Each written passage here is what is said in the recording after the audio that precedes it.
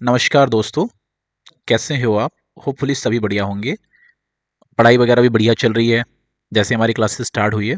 तो आज मकर संक्रांति है, तो मकर संक्रांति की मेरी तरफ से आपको एवं आपके परिवार को हार्दिक हार्दिक शुभकामनाएं। पतंगों की तरह आपके सपने भी आसमान की ऊंचाई छुएं, यही हमारी कामनाएं हैं। और इसी के साथ मकर संक्रांति की हार्दिक शुभकामनाएं। आप भी अपनी ऐसी पढ़ाई करते रहें और आसमान को छूते रहें।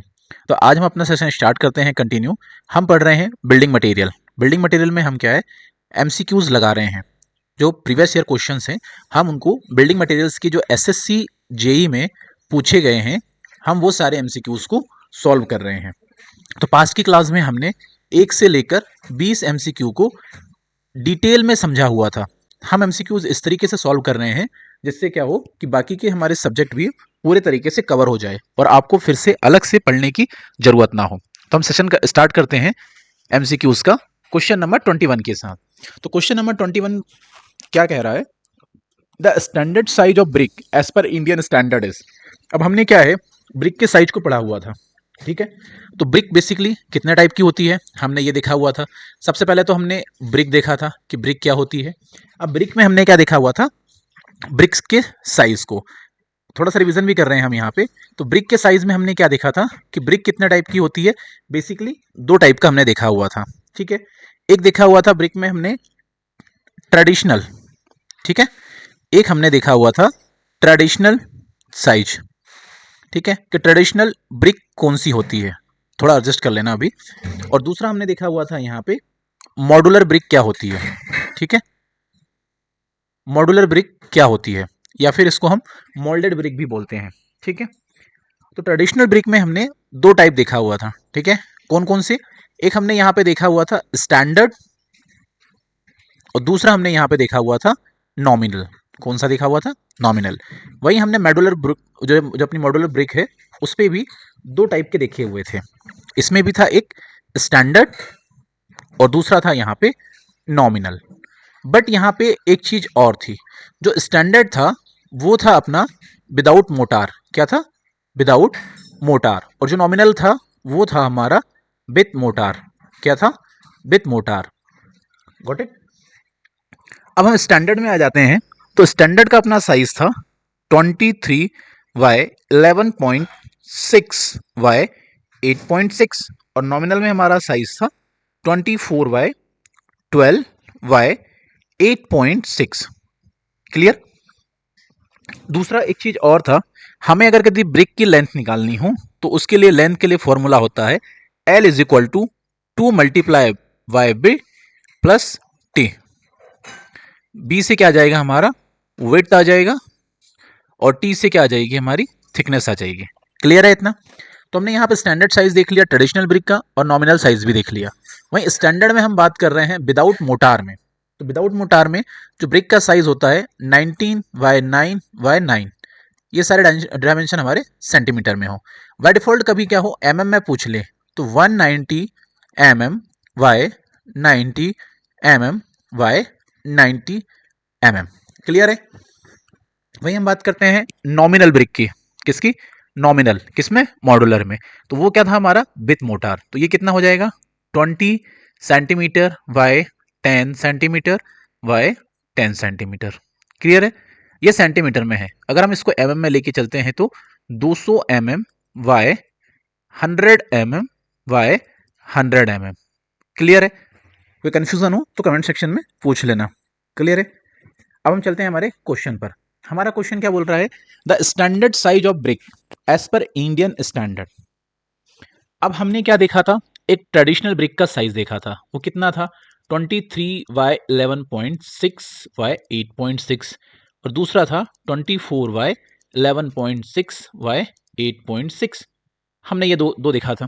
तो यहाँ देखते हैं ट्रेडिशनल साइज मैच हो रहा है क्या, ठीक है। तो कहीं पर 23 है, नहीं है, इधर भी नहीं है, इधर भी नहीं है। तो पहला तो नहीं है, 23 यहाँ मैच हो रहा है लेकिन आगे का डायमेंशन मैच नहीं हो रहा है। तो ये भी नहीं है, लास्ट भी नहीं है। क्लियर है। तो हमारे ट्रेडिशनल के तो दोनों गए, ठीक है। अब हम बात करते हैं मॉड्यूलर की। किसकी, मॉड्यूलर की। तो मॉड्यूलर में हमने 2 साइज कौन से स्टडी किए हुए थे।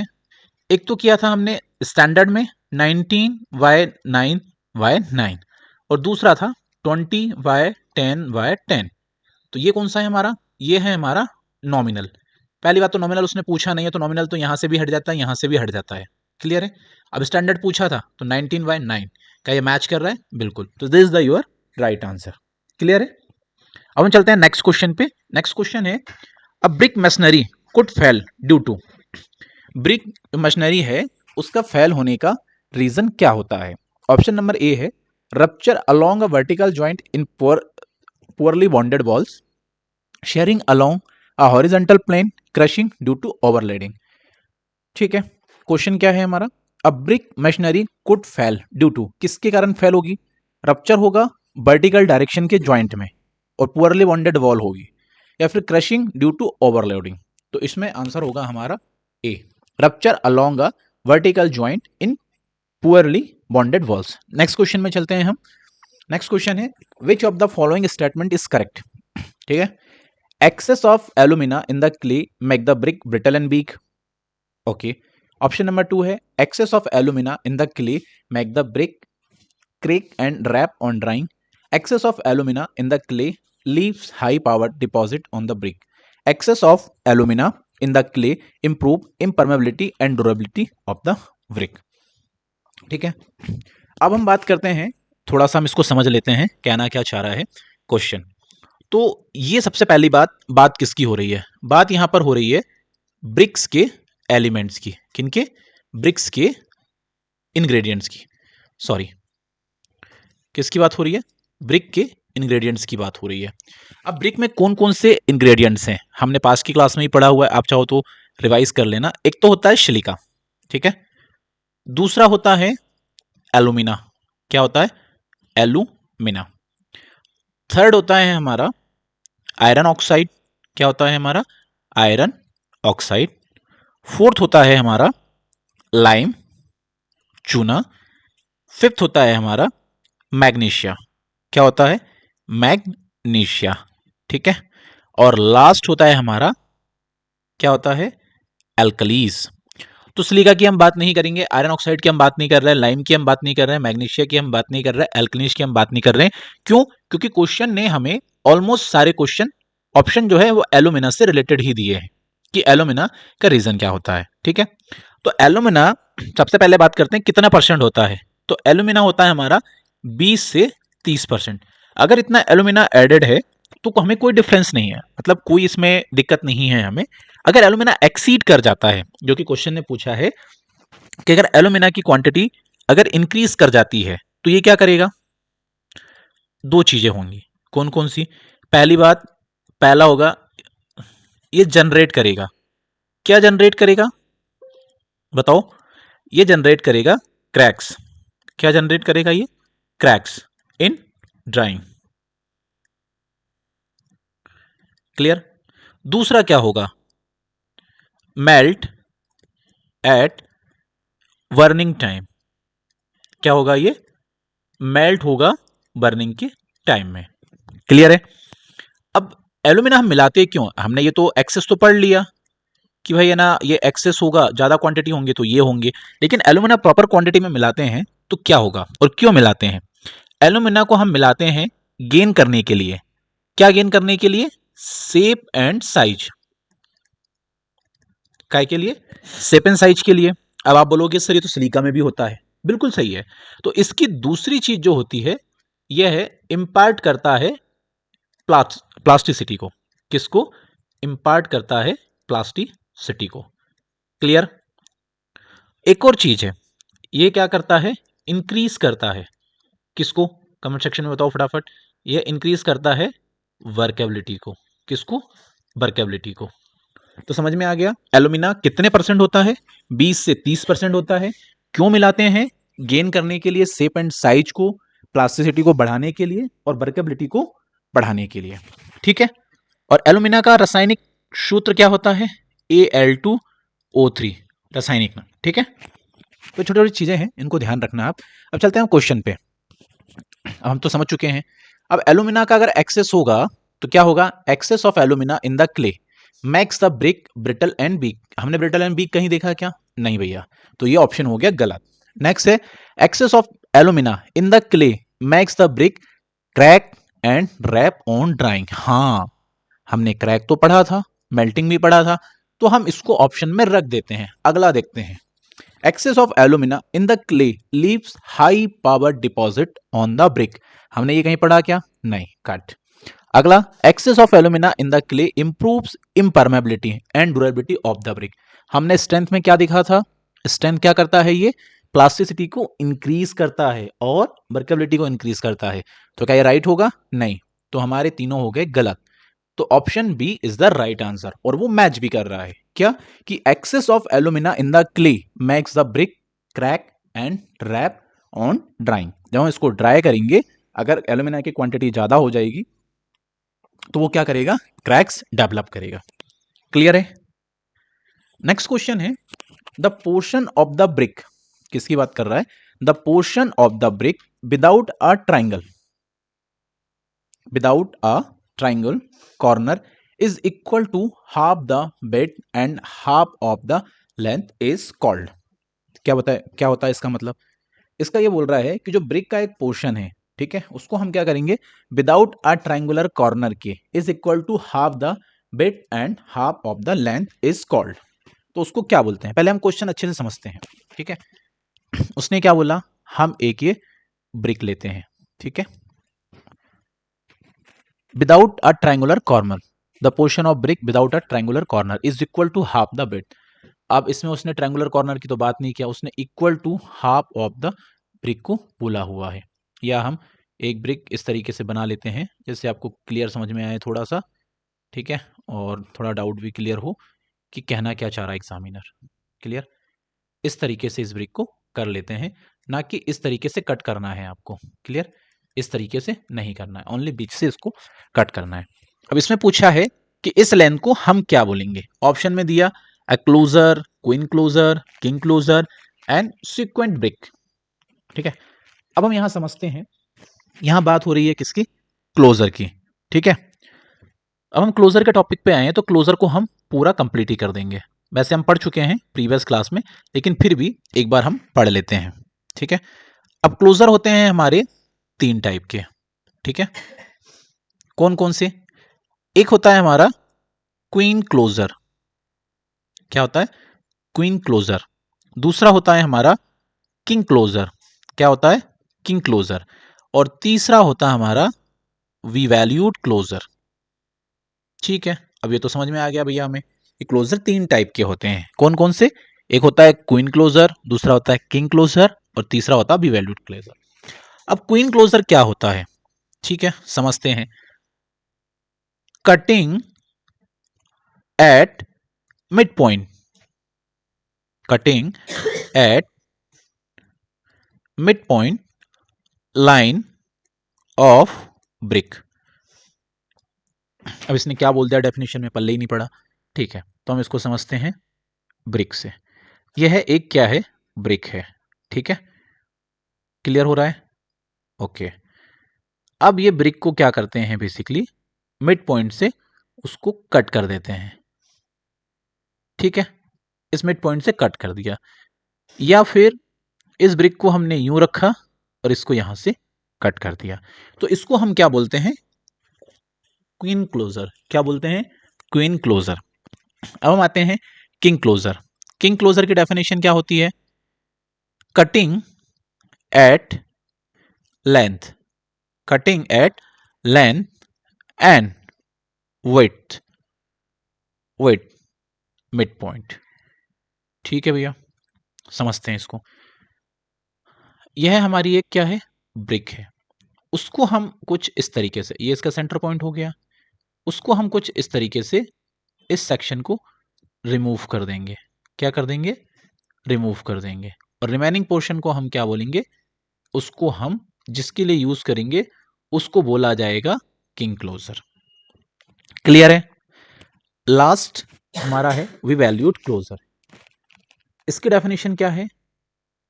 Cutting at a centre point with to corner. Definition तो बहुत भारी भारी सी लग रही है, चलो तो हम इसको एक इमेजिनेशन से समझते हैं। ये हमारी ब्रिक है, ये उसका क्या हो गया, सेंटर पॉइंट हो गया। क्लियर। इसने क्या बोला, cutting at a centre point with to corner. अब हमने ये कॉर्नर उठाया और इसको इस तरीके से ड्रॉ करके इसको सेंटर पॉइंट से कट कर दिया। क्लियर। इसको क्या कर दिया अपन ने, रिमूव कर दिया और रिमेनिंग पोर्शन को हमने यूज्ड कर लिया। इसको हम बोलते हैं वैल्यूड क्लोजर। तीनों क्लोजर समझ में आए? अगर कोई कंफ्यूजन हो तो कमेंट सेक्शन में आप पूछ सकते हो। ठीक है। अब यहां पे हम फिर से पढ़ते हैं, the portion of the brick without a triangle corner is equal to half the width and half of the length is called queen closure, जो हमने पहले बताया। क्लियर है। नेक्स्ट क्वेश्चन क्या बोल रहा है हमारा, when a brick is cut into two halves longitudinal one part is called. अब ये तो थोड़ा सा क्वेश्चन घुमा के पूछ लिया।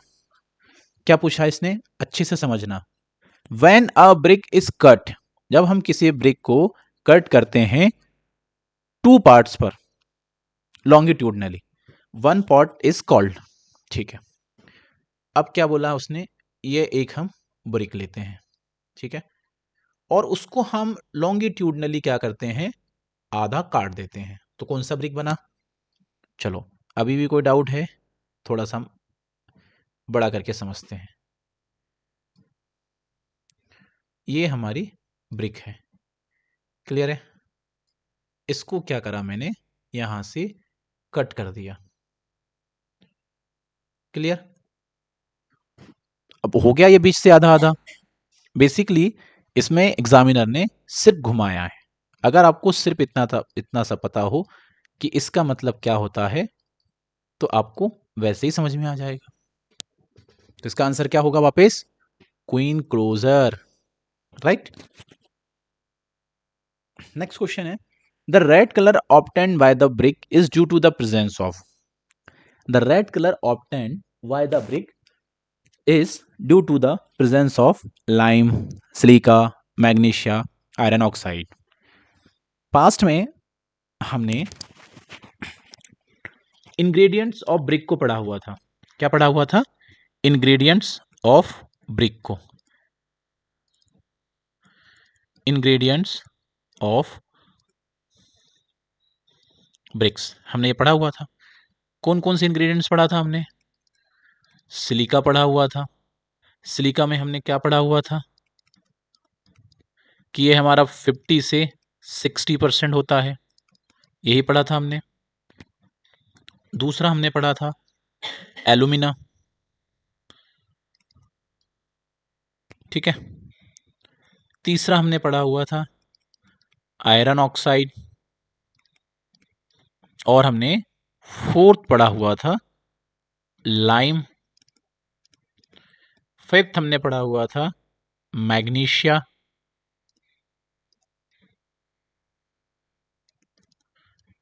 और सिक्स पढ़ा था हमने एल्कलीस। अब सिलिका में क्या होता है हम वो समझ लेते हैं। सिलिका एक तो शेप एंड साइज का काम करता है, सबसे बड़ा रोल यही होता है। अगर सिलिका ज्यादा क्वांटिटी में हो जाए तो क्या होगा, ब्रिटल कर देगा या कोहेजन लेस हो जाएगा। क्लियर है। और दूसरा क्या होगा, शेप एंड साइज मेंटेन नहीं रहेंगे जब हम इसको हीट करेंगे। क्लियर है। एल्यूमिना के बारे में हम डिटेल में पढ़ चुके हैं। अब हम पढ़ते हैं आयरन ऑक्साइड के बारे में। आयरन ऑक्साइड का काम क्या है, एक तो काम है इसका हार्डनेस देने का, दूसरा जो ब्रिक में रेडिश कलर आता है वो काय के कारण आता है, आयरन ऑक्साइड के कारण आता है। आयरन ऑक्साइड कितना होता है, 5 से 6% होता है। वहीं हम बात करते हैं लाइम की। ठीक है, किसकी बात कर रहे हैं, लाइम की।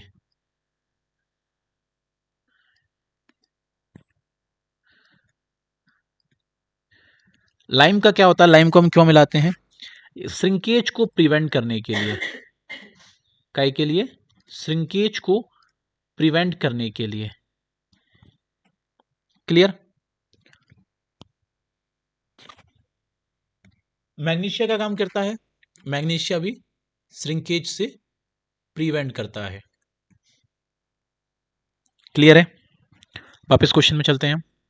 लाइम श्रिंकेज से प्रिवेंट करता है, सिलिका क्या करता है, शेप एंड साइज देता है, मैग्नीशियम क्या करता है, मैग्नीशियम क्या करता है, ये भी हमारा श्रिंकेज से प्रिवेंट करता है। तो ऑप्शन ए गलत, ऑप्शन बी गलत, ऑप्शन सी गलत। तो आंसर कौन सा है? Option D. और हमने पढ़ा भी क्या है? यही पढ़ा है कि आयरन ऑक्साइड क्या करता है, एक हार्डनेस का काम करता है, दूसरा रेडिश कलर प्रोवाइड करता है। क्लियर है? अब एक चीज हमने यहां नहीं पढ़ा, अगर क्या हो कि आयरन ऑक्साइड एक्सेस कर जाए तो ये क्या करता है, रेडिश की जगह येलो कलर देता है। कौन सा? येलो कलर की ब्रिक जनरेट कर देता है, जो इसकी क्या है, डिफिशियंसी है, या फिर डार्क ब्लू कलर की ब्रिक्स हो जाती हैं। ठीक है, क्लियर है यहां पे? नेक्स्ट क्वेश्चन में चलते हैं। The brick work is measured in square metre in the case of. अब जो ब्रिक वर्क है, अब जैसे मान लेते हैं हम ये बॉल है, ठीक है, अब इस ब्रिक में अगर मान लो हम इस तरीके से कुछ ड्रॉ कर लेते हैं, ठीक है, ये हमने ड्रॉ कर लिया, ये हमारा ब्रिक वर्क हो गया। अब इस ब्रिक में अगर कहीं हनी कॉम्बिंग है यहां पर यहां पर यहां पर, तो क्या मैं उसको छोड़ दूंगा? नहीं। अगर ब्रिक की फ्लैट सॉलिंग है तो भी मैं छोड़ दूंगा? नहीं। अगर हाफ ब्रिक वॉल से पार्टीशन है तो भी क्या करूंगा, मैं उसको मेजर करूंगा, किसमें? स्क्वायर मीटर में। अब स्क्वायर मीटर कैसे होगा? ये हो जाएगी उसकी लेंथ और ये हो जाएगी उसकी विड्थ। क्लियर? तो ये सभी के लिए एप्लीकेबल है। The brick work is measured in square metre in case of honeycombing brick हो तो भी, ब्रिक फ्लैट सॉइलिंग हो तो भी, और हाफ ब्रिक वॉल का पार्टीशन हो तब भी। तो हमारा आंसर क्या होगा? All option are correct. Clear? अगर कोई डाउट है तो कमेंट सेक्शन में you may ask. Next question है, brick walls are measured in square metre if the thickness of the wall is. अब हमें क्या करना है? ब्रिक वॉल को मेजर करना है। ये जो ब्रिक वॉल है इसे हमें क्या करना है? मेजर करना है। तो इसमें थिकनेस क्या होना चाहिए? क्या ऐसे में कोई थिकनेस आपको समझ में आ रही है? ये दिख रही है? नहीं। हमने साइज क्या पढ़ा हुआ था? हमने साइज क्या पढ़ा हुआ था? दो साइज, 19 by 9 by 9। इसमें किसकी बात कर रहा है? Brick ball. अगर ब्रिक बॉल है तो उसमें क्या मोटार यूज हुआ होगा, तो स्टैंडर्ड तो साइज आएगा नहीं। कौन सा साइज आएगा वहां पे? नॉमिनल साइज आएगा। नॉमिनल साइज में क्या फॉर्मूला पढ़ा था हमने? 20 by 10 by 10। तो 20 क्या हो गई उसमें? लेंथ। 10 क्या हो गया? विड्थ। और रिमेनिंग जो है वो क्या हो गया? इसको या तो हम हाइट बोल सकते हैं या इसको थिकनेस बोल सकते हैं। क्लियर है? तो कितनी आएगी यहां पे? 10। कितने सेंटीमीटर? 10 सेंटीमीटर। क्लियर है? नेक्स्ट क्वेश्चन में मूव करते हैं। Which of the following is good for making the bricks? Good question. Silted soil? No. Weathered soil? Yes. Soil, normal soil तो हम यूज ही नहीं करते हैं, तो इसका आंसर होगा वेदर्ड क्ले। ये भी गलत, ये भी गलत, और नन ऑफ दिस तो होगा ही नहीं। ठीक है, नेक्स्ट क्वेश्चन है, the process of mixing clay, water and other ingredient to make bricks is known as. थोड़ा सा डिफिकल्ट क्वेश्चन है, लंबी प्रोसेस है जो यहां पे पूछना चाह रहा है। क्या है? The process of mixing clay, water and other ingredient to make brick is known as. ठीक है, समझते हैं हम इसको कि प्रोसेस क्या है। सबसे पहले बात हम समझते हैं प्रिपरेशन ऑफ द क्ले।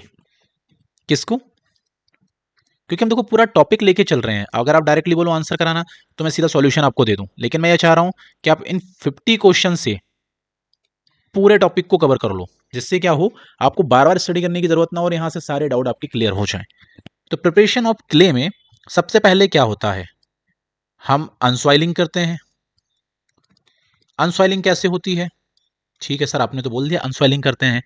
तो अनसॉइलिंग क्या होता है? Basically it is process, it is process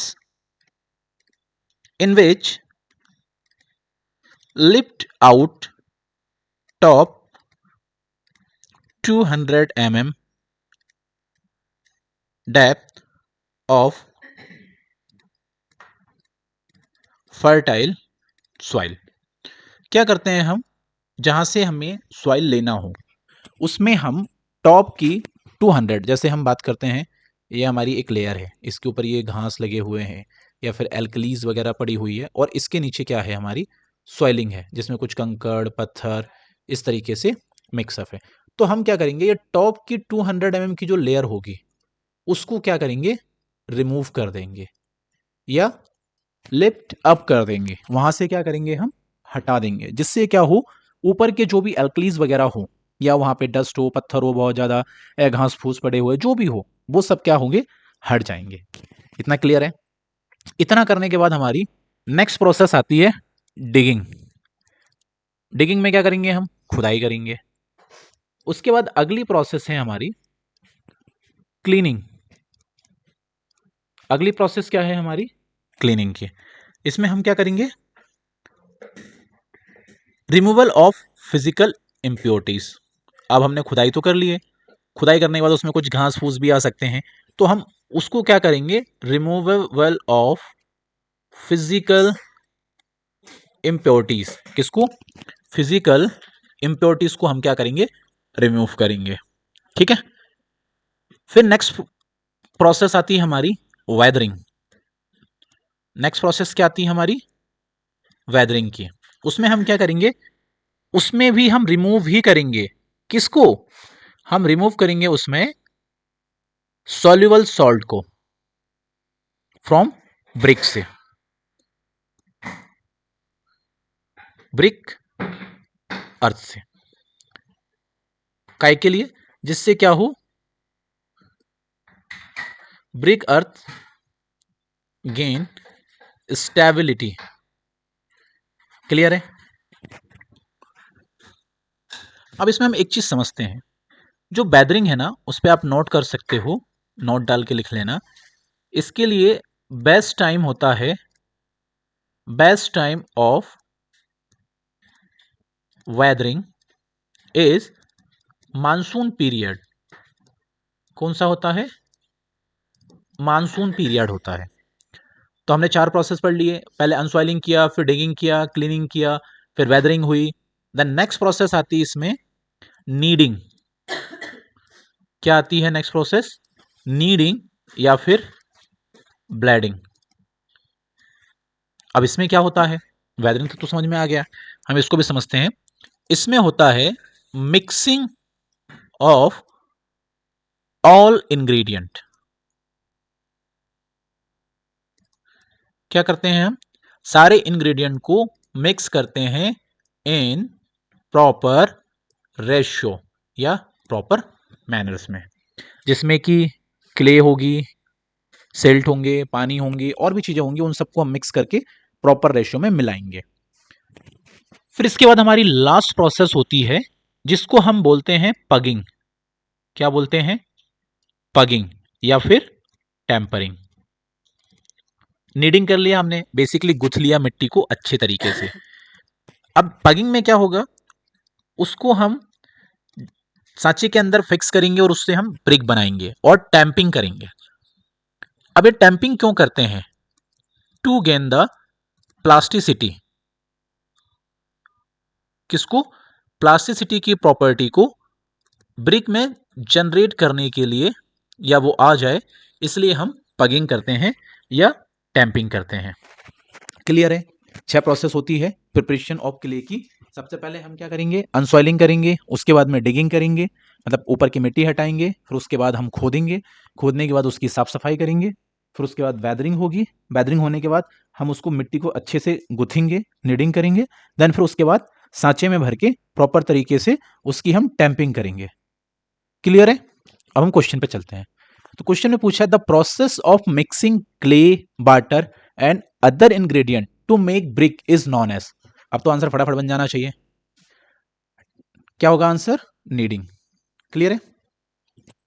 चलते हैं नेक्स्ट क्वेश्चन पे। अब नेक्स्ट क्वेश्चन है हमारा excess of silica in the clay. ये तो आपको देखते से ही आंसर बन जाना चाहिए क्योंकि हम इसके बारे में समझ चुके हैं। makes the brick brittle and weak, makes the brick crack and rap on drying, changes in the color of the brick from the red to yellow, improve the impermeability and durability of the brick. ठीक है, तो हम समझते हैं इसमें brick में crack और जो रैप्स आते हैं वो किसके कारण आते हैं? बताओ बताओ, अब तो बन जाना चाहिए आप लोगों से। कमेंट सेक्शन में फटाफट कमेंट करो। आप वीडियो को पॉज करो, वीडियो को पॉज करके कमेंट करना, उसके बाद में इसका आंसर देखना, क्योंकि डिटेल में वैसे मैं यहाँ समझा ही रहा हूँ आपको। तो जो क्रैक्स और रैप्स आते हैं वो क्रैक्स और रैप्स आएंगे एलुमिना के कारण। किसके कारण? एलुमिना के कारण। अगर एलुमिना की क्वांटिटी ज़्यादा हो जाएगी तो ड्राई करने में क्रैक्स एंड रैप्स आएंगे। तो ये आंसर तो गलत होगा नहीं, क्योंकि यहाँ एलुमिना की बात हो रही है। Changes to the colour of the bricks from red to yellow. Red colour किसके कारण आता है? फटाफट बताओ। आयरन ऑक्साइड के कारण। क्लियर है? और डिफेक्ट्स कब होता है रेड से येलो में? जब आयरन ऑक्साइड की क्वांटिटी बढ़ जाती है, तब क्या होते हैं? ये डिफेक्ट्स जनरेट होते हैं, क्योंकि आयरन ऑक्साइड क्या करता है? रेडिश कलर देने का काम करता है। क्लियर? तो हमारा दूसरा भी क्या हो गया? दूसरा और तीसरा दोनों गलत हो गए। अब फोर्थ की बात कर रहे हैं, improves the इम्परमेबिलिटी and durability of the brick. हमने तो ये कहीं पढ़ा ही नहीं है, तो ये गलत। तो आंसर हमारा कौन सा होगा? A, makes the brick brittle and bake. तो अगर सिलिका की क्वांटिटी ज्यादा होती है तो वो क्या करता है? ब्रिक को ब्रिटल बनाता है। ठीक है, देखो ये वाले यहाँ पे मैंने इंग्रेडिएंट ऑफ द ब्रिक में समझा रहा था, तब यहाँ पे एक्सेस मैंने समझाया था, लिखा नहीं हो बट समझाया जरूर था। ये क्या करता है? ब्रिक को ब्रिटल बनाता है अगर ज्यादा क्वांटिटी हो जाती है, एक। और दूसरा होता है लॉस ऑफ कोहेजन। ये दो लॉसेस होते हैं अगर सिलिका क्या होता है 50 से 60% से ऊपर एक्सीड कर जाता है तो। इसलिए बोलता हूँ सेशन को ध्यान से देखा करो, हर एक चीज आपके टॉपिक से रिलेटेड ही होगी, बाहर का कंटेंट कुछ भी नहीं होगा। और जो क्वेश्चन में पूछा है वही मैंने आपको समझाया हुआ है। फिर भी अगर आपको कहीं कोई दिक्कत आ रही है तो कमेंट सेक्शन में पूछिए। जितना आप सीखोगे, मैं यहाँ सिखाने के लिए बैठा हुआ हूँ। हर एक क्वेश्चन आपके सही होना चाहिए, एक भी क्वेश्चन गलत ना हो। जब आप एग्जाम हॉल में बैठो हो ना, तो क्वेश्चन देखते से क्लिक हो जाना चाहिए कि नहीं सर ने ये वाला क्वेश्चन था, फटाफट माइंड घूमा, उठा के क्लिक कर दिया, जस्ट सेकंड में आंसर आप क्लिक कर दोगे। नेक्स्ट क्वेश्चन है, द टर्म फ्रॉग मीन्स। अब ये तो फ्रॉग की क्या बात आ गई? मेंढक मेंढक है क्या कुछ? नहीं नहीं, हम उसकी बात नहीं कर रहे हैं, ये सब हमारे क्या ब्रिक में ही होता है फ्रॉग। ठीक है, अब हम समझते हैं फ्रॉग होता क्या है बेसिकली। ये तो पहले सर ने तो बोल दिया था कि फ्रॉग, हम तो मेंढक समझ के आ गए कि फ्रॉग का साइज पूछ लिया यहाँ पे। तो फ्रॉग बेसिकली होता क्या है, अब हम वो देखते हैं।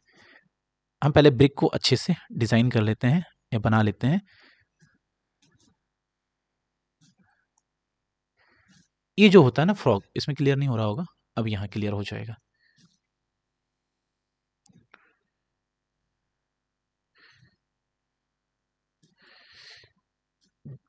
ये जो होता है ना ये सेक्शन, इसको हम बोलते हैं फ्रॉग। क्या बोलते हैं हम इसको? फ्रॉग। फ्रॉग की डेफिनेशन क्या होती है हम वो भी पढ़ लेते हैं। Frog is depression eight top. क्या होता है? Frog is depression eight top. Writing से थोड़ा सा एडजस्ट कर लेना, उतनी अच्छी नहीं है मेरी राइटिंग, ठीक है, लेकिन काम चल जाएगी। Frog is depression eight top face of brick. Frog क्या होता है? डिस्प्रेशन होता है एट टॉप पे, किसके? फेस ऑफ द ब्रिक के। क्लियर? दूसरा, हम फ्रॉग क्यों प्रोवाइड करते हैं ये तो समझ में आ गया, फ्रॉग क्या होता है। फ्रॉग हम प्रोवाइड करते हैं मेंटेन, इन सबको नोट कर लेना, मेंटेन की ज्वाइंट, मेंटेन की ज्वाइंट बिटवीन कोर्स। अब आप बोलेंगे सर ये कोर्स क्या हो गया? सही बात है, सर हर बार नई चीज बता देते हैं आपको, कभी कोर्स कभी फ्रॉग। तो कोर्स क्या होते हैं? कोर्स हमारे बेसिकली दो टाइप के होते हैं, एक होता है हमारा हेडर और दूसरा होता है हमारा स्ट्रेचर। अब फिर से एक नई कहानी आ गई कि अब हेडर क्या होता है, स्ट्रेचर क्या होता है। तो देखो यहाँ वापस ब्रेक में आ जाते हैं, तो ये जो लॉन्गिट्यूडनल वाला सेक्शन होता है इसको हम बोलते हैं स्ट्रेचर। क्या बोलते हैं हम? इसको स्ट्रेचर। और जो दूसरा सेक्शन है इसको हम बोलते हैं हेडर। क्लियर हुआ? यही हम वहां पे समझा रहे हैं मेंटेन की ज्वाइंट, ये हेडर को एंड स्ट्रेचर के की ज्वाइंट को मेंटेन करता है। फ्रॉग किस किस काम में आता है? फ्रॉग में हम बेसिकली अपने ब्रांड का नाम मेंशन कर सकते हैं, उसके काम में काफ़ी अच्छा आता है। दूसरा की ज्वाइंट के काम में आता है, और दूसरा फ्रॉग बन जाता है तो वहाँ पे ज्वाइंट अच्छा लग जाता है, जिससे ब्रिक का साइज भी क्या होता है, थोड़ा सा रिड्यूस हो जाता है। अब फ्रॉग हम जब पढ़ रहे हैं तो हम फ्रॉग का क्या है, साइज भी देख लेते हैं कि फ्रॉग का साइज क्या है। फ्रॉग का साइज होता है हमारा 100 mm by 40 mm by 10 mm। Clear है?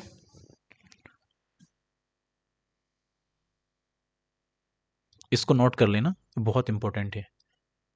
सेंटीमीटर में 10 centimetre bye 4 centimetre bye 1 centimetre, दोनों mm में भी बता दिया मैंने, सेंटीमीटर में भी बता दिया। आंसर गलत नहीं होना चाहिए पेपर में, मेरा मोटो यही है। तो इसलिए हर एक पॉइंट को क्लियरली अपने नोट्स में मेंटेन करके रखना। अब वापस हम क्वेश्चन में आते हैं।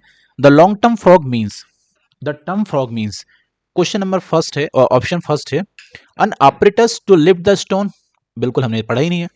दूसरा a depression on the face of the brick, हाँ ये हमने पढ़ा हुआ है, क्लियर सही है। C vertical joint in a brick work, no ये तो हम मोटार के थ्रू करते हैं। Soaking brick in water, no, तो हमारा आंसर क्या होगा, बी। जो हमने पढ़ा, जिस डेफिनेशन में पढ़ा, सेम टू सेम यहाँ पे एसएससी जेई ने आफ्टरनून 4/3/2017 के पेपर में कॉपी पेस्ट कर दिया।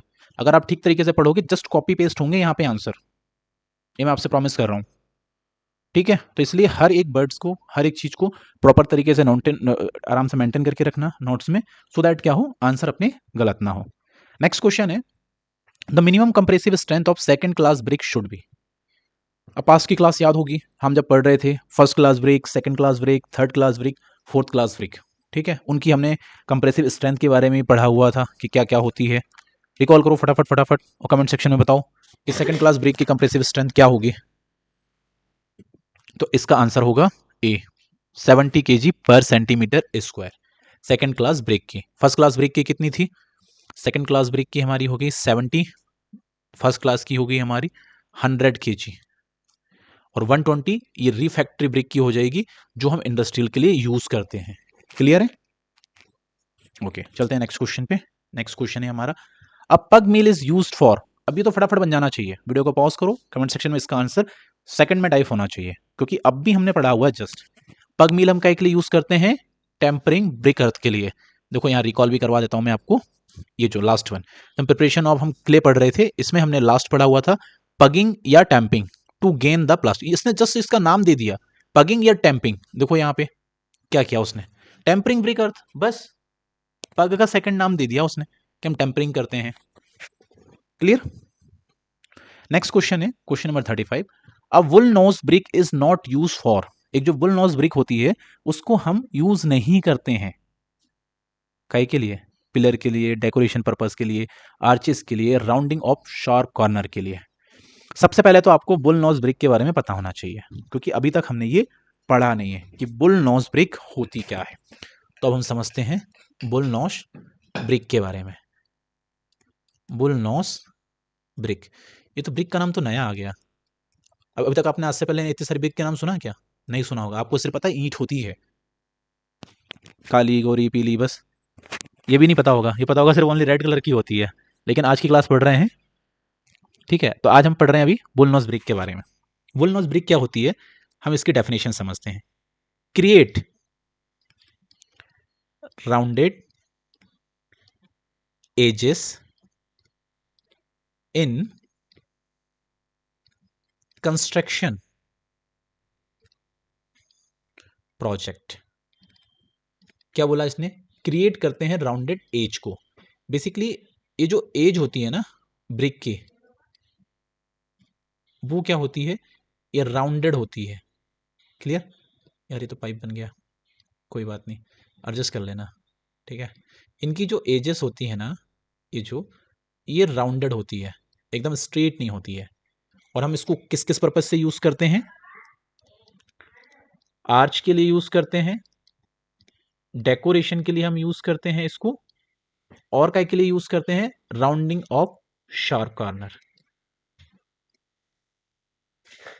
राउंडिंग ऑफ शार्प कॉर्नर के लिए। समझ में आ गया? आप गूगल में जाके देखोगे, मैंने इसमें इमेज अटैच नहीं किया, गूगल में देख लोगे बुल नोज ब्रिक तो मस्त बढ़िया फोटो आ जाएगी इसके डिजाइनिंग वाली, वहां से और क्लियर हो जाएगा।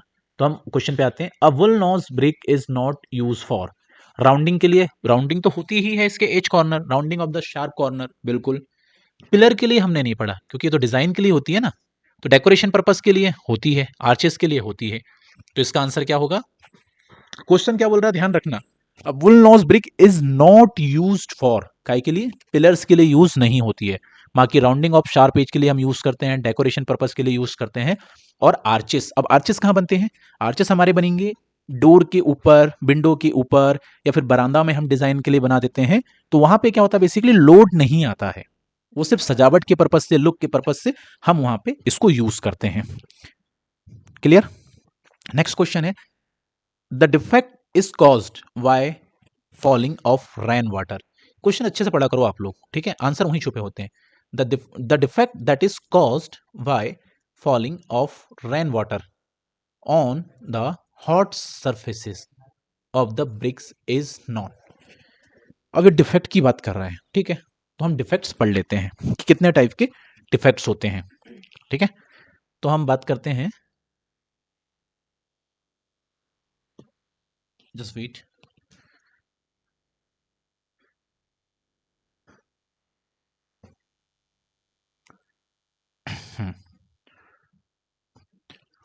हम किसकी बात कर रहे थे? Defects, defects in bricks, defects in brick की बात कर रहे थे। तो पहला डिफेक्ट्स होता है चप्स। क्या होता है पहला डिफेक्ट? चप्स। दूसरा डिफेक्ट होता है हमारा black core.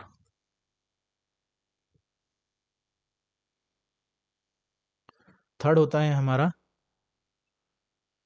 Blotting. Fourth defect होता है हमारा चेक्स एंड क्रैक्स। फिफ्थ होता है हमारा लैमिनेशन। और हमारा सिक्स होता है क्या? पांच ही होते हैं बेसिकली। सर ने सिक्स बोले तो आप भी समझ रहे सिक्स होते हैं क्या? नहीं, पांच ही होते हैं। चप्स के बारे में हम बात करते हैं। फॉलिंग वाटर, चप्स क्या होता है? फॉलिंग वाटर या रेन वाटर, पानी का गिरना, चाहे बारिश के थ्रू या नॉर्मल हो, किसमें? On hot brick. अगर ब्रिक क्या हो? हॉट हो, और उसके ऊपर बारिश हो जाए या पानी गिर जाए तो वो क्या होता है? चप्स क्रिएट कर देता है, एक डिफेक्ट आ जाता है उसमें, उस डिफेक्ट को हम बोलते हैं चप्स डिफेक्ट। नेक्स्ट है ब्लैक कॉर। और दूसरा एक चीज और है, ये जो चप्स क्रिएट होता है ये क्या करता है? वेयरिंग कैपेसिटी को रिड्यूस कर देता है। वेयरिंग कैपेसिटी को क्या करता है? डिक्रीज कर देता है या फिर रिड्यूस कर देता है। नेक्स्ट है हमारा ब्लैक कॉर। अब ब्लैक कॉर क्या होता है, ये क्यों आता है? ब्लैक कॉर जनरेट होता है basically occur due to bitumen content, due to bitumen content in brick earth. Bitumen गलती से मिल जाए तो उसके कारण क्या होता है? ब्लैक कॉर डिफेक्ट आ जाता है ब्रिक में। ब्लॉटिंग क्या होता है? Swelling, swelling brick surface, swelling brick surface due to excess of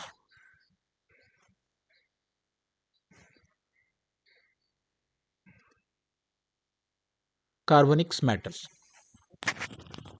clear है? नेक्स्ट है हमारा checks and cracks. Checks and cracks किसके कारण आते हैं? ये आते हैं ड्यू टू कंकर, बोले तो little stone and lime lumps. इसके कारण क्या होते हैं, चेक्स एंड क्रैक्स आ जाते हैं हमारे। और लैमिनेशंस क्या होता है हमारा, due to excess of water during tempering या uncontrolled shrinkage, due to excess of water during tempering या अनकंट्रोल्ड श्रिंकेज। क्लियर हो गया। अब श्रिंकेज भी कैसे होते हैं, थोड़ा सा मैं ये आपको क्लियर कर दूं। श्रिंकेज हमारे ये होंगे, जैसे कि आपके जो नेल्स होते हैं ना, नेल्स से आप कोई लाइन अगर कभी किसी भी सरफेस पे ड्रॉ कर दो या खींच दो, या फिर हेयर हैं आपके, या फिर बहुत ही स्मॉल तरीके से, जैसे लंबे लंबे लंबे बाल एकदम पतले थिन जैसे हैं, तो उनके जैसे जो छोटे छोटे से जो क्रैक्स डेवलप होते हैं ना, किस पे, सरफेस पे, उनको हम लैमिनेशंस बोलते हैं। ये भी एक तरीके के डिफेक्ट्स ही होते हैं ब्रेक में।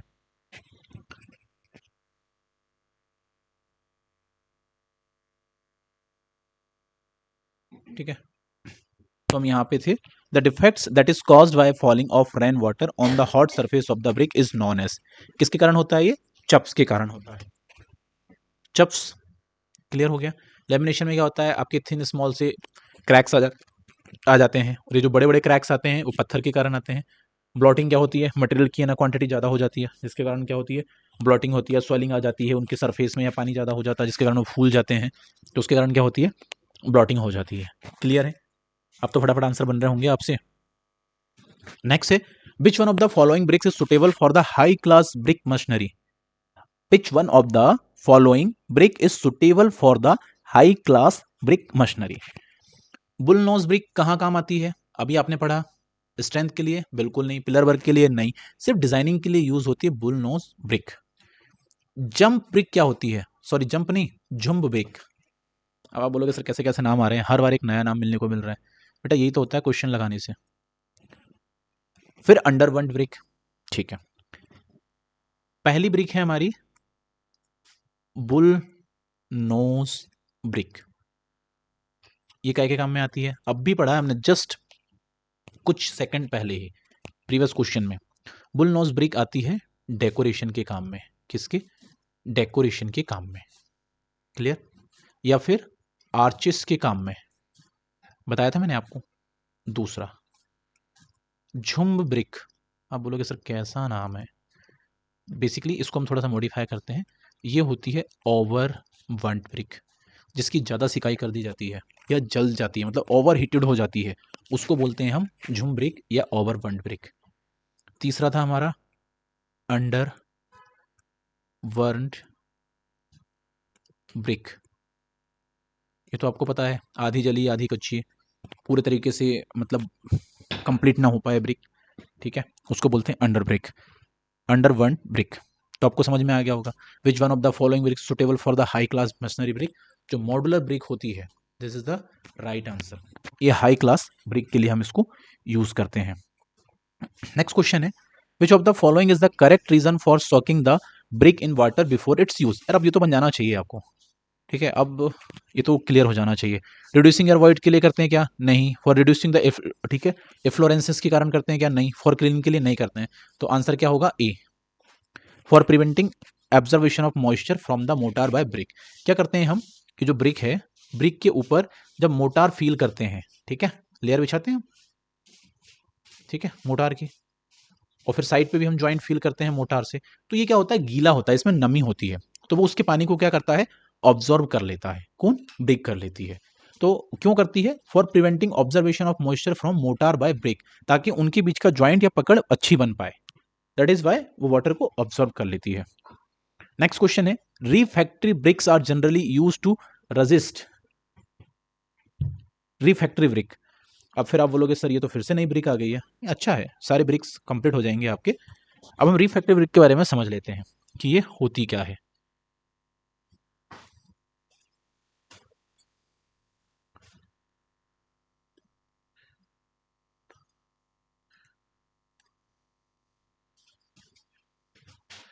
रिफैक्ट्री ब्रिक, ठीक है, इसको हम दूसरे नाम से भी जानते हैं, फायर ब्रिक। अब आप ऐसे हिंदी में ट्रांसलेट मत कर लेना कि आग लगाने वाली ईंट। फायर ब्रिक मतलब फायर रेजिस्टेंस वाली ब्रिक होती है, ठीक है। अब ये रिफैक्ट्री ब्रिक या फायर ब्रिक को हम यूज़ कहाँ करते हैं, क्यों यूज़ करते हैं, तो हम इसकी कुछ चीज़ें हैं वो नोट डाउन कर लेते हैं। एक तो क्या होता है, temperature, resistance, power of normal brick is up to 1200 degree Celsius. जो टेम्परेचर है वो रेजिस्टेंस पावर किसकी, नॉर्मल ब्रिक की, वो 1200 डिग्री सेल्सियस होती है। बट जो फायर ब्रिक होती है ना, वो 1200 डिग्री सेल्सियस में पकना स्टार्ट होती है मिनिमम। तो सोच सकते हो इसकी फायर रेजिस्टेंस या टेम्परेचर कैपेसिटी कितनी होगी। दूसरा, सिलिका कंटेंट इंक्रीज। इसमें क्या होता है, सिलिका कंटेंट इंक्रीज, सिलिका ज्यादा क्वांटिटी में होता है। दूसरा क्या होता है इसका, compressive strength more than 14 Newton पर mm square. Last, unit weight 2400 kg पर मीटर क्यूब। ये कुछ इसके पॉइंट है जो आप नोट डाउन कर लें। इसकी कंप्रेसिव स्ट्रेंथ क्या होती है, 14 न्यूटन पर mm स्क्वायर होती है, यूनिट वेट 2400 kg पर मीटर क्यूब होता है। दूसरा, इसके यूजेस जो होते हैं, हाई टेम्परेचर जोन में यूज करते हैं हम इसको। कहाँ पे, हाई टेम्परेचर जोन में। अब आप बोलोगे हाई टेम्परेचर जोन कहाँ होता है, बेसिकली बॉयलर में। जो इंडस्ट्री होती है ना, इंडस्ट्री में बॉयलर होता है जिसमें 24/7 आवर्स हीट निकलते होती है। उसको बनाने के लिए हम क्या करते हैं, फायर ब्रिक का यूज करते हैं। क्लियर। तो अब यहां से बन जाना चाहिए, refractory brick are generally use to resist high temperature. Chemical action के लिए नहीं, डैम्पनेस के लिए नहीं, वेदरिंग के लिए नहीं, किसके लिए, हाई टेम्परेचर के लिए हम इसको यूज करते हैं।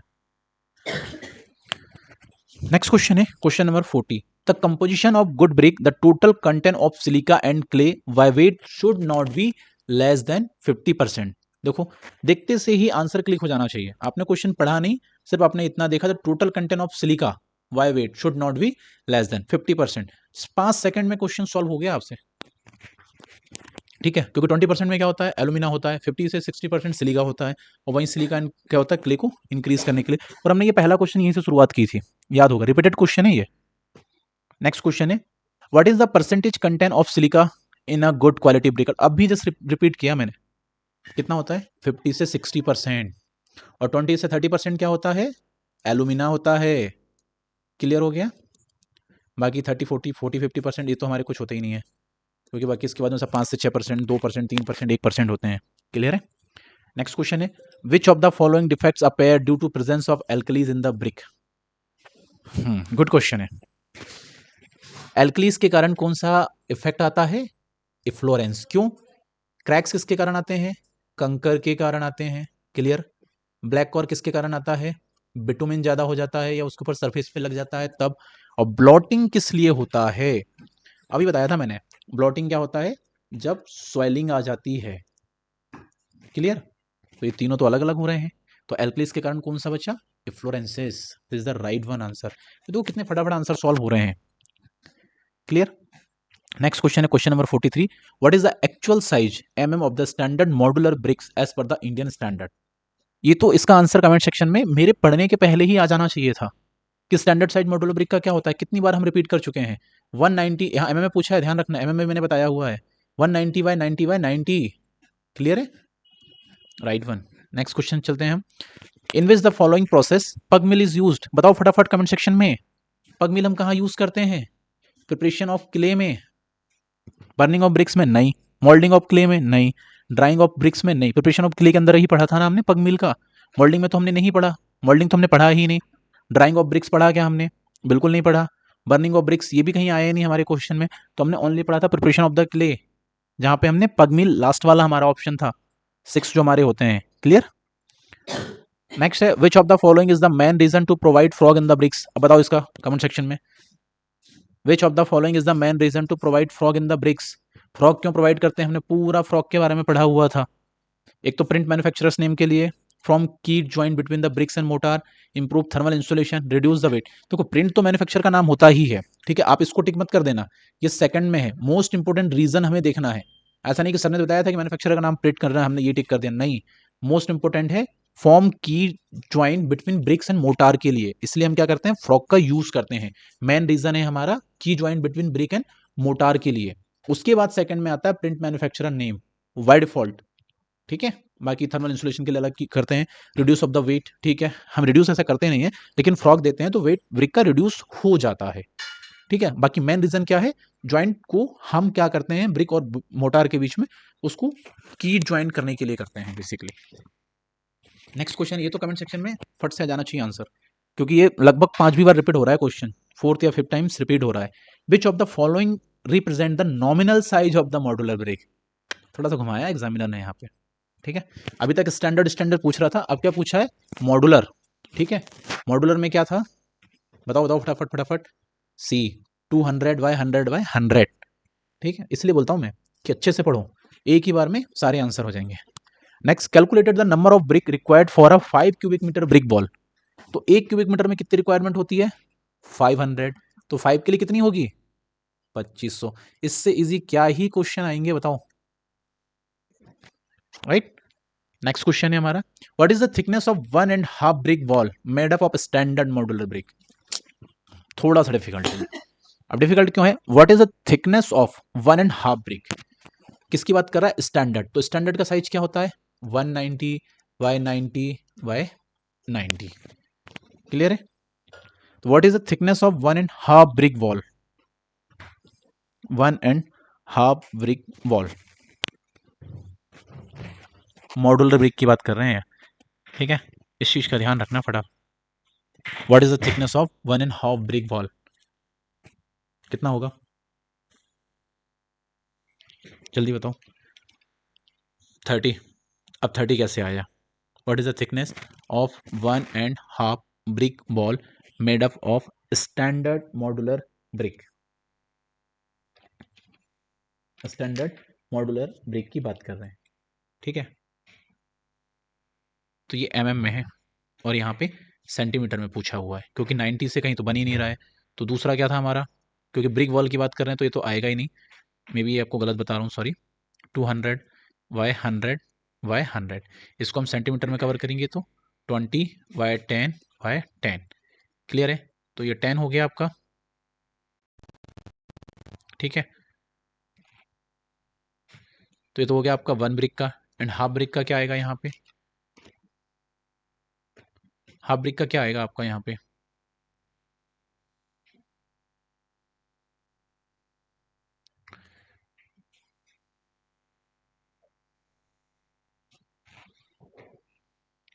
कुछ कंफ्यूजन है, ठीक है। नेक्स्ट क्वेश्चन है, which of the following is the most important characteristic of the alumina of the brick earth. इसको हम करेंगे, समझते हैं उसको। Which of the following is the most important characteristic of the alumina in the brick earth is, क्या करते हैं हम, एलुमिना, एलुमिना क्या करता है हमारा, मेंटेन करता है प्लास्टिसिटी को, राइट। स्ट्रेंथ का काम किसका है, सिलिका का। What is the thickness centimetre of a 2 brick wall made up of the standard modular brick, 2 brick wall made up of the standard modular brick, standard modular brick की बात कर रहे हैं, तो इसका क्या होगा हमारा 40, 2 ब्रिक की हम बात कर रहे हैं। तो सेम यहाँ पे क्या जाएगा हमारा 30, 30 कैसे आएगा, वो हम 5 5 10 करके उसको हम डिटेल में समझा देंगे। तो 20 आपकी थिकनेस हो जाएगी, प्लस हाफ ब्रिक की 10, तो उसका हो जाएगा 30। तो सेम ये इसका जस्ट अपोजिट है, ठीक है। तो होपफुली आपको सारी चीज़ें समझ में आई हुई होगी। अगर फिर भी अगर आपको कोई डाउट है तो आप कमेंट सेक्शन में जाइए, और वहाँ कमेंट सेक्शन पे जो भी क्वेरीज है पूछिए, और वीडियो कैसा लगा कमेंट सेक्शन पे हमें कमेंट करके ज़रूर बताइएगा। इससे क्या होगा, हमें मोटिवेशन मिलता है कि हम और भी ऐसी डिटेल्स में आप लोगों के लिए वीडियोज़ बनाएं, जो कि क्या हो, आपके एग्ज़ाम के लिए बहुत हेल्पफुल हो और मतलब इफेक्टिव हो। तो इस वीडियो को लाइक करिए, चैनल को सब्सक्राइब करिए, और ज़्यादा से ज़्यादा एस्पिरेंट्स को शेयर करिए, सो दैट वो क्या हो, कि शॉर्ट ट्रिक से बेनिफिट्स उठा पाएँ और एग्ज़ाम में राइट आंसर अपने चूज़ करें, फटाफट सॉल्व कर पाएँ। ठीक है, signing this session, thank you so much.